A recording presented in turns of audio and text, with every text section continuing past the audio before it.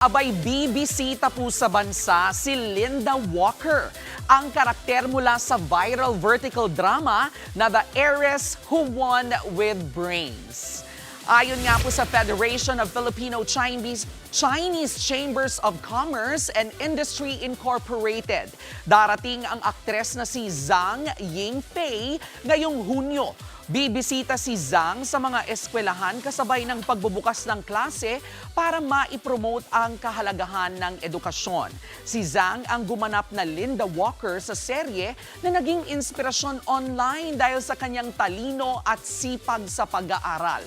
Nakascore pa nga siya ng 719 points sa exam. Hindi lang education ang ipopromote dito para ma-inspire ang kabataan mag-aral ng mabuti.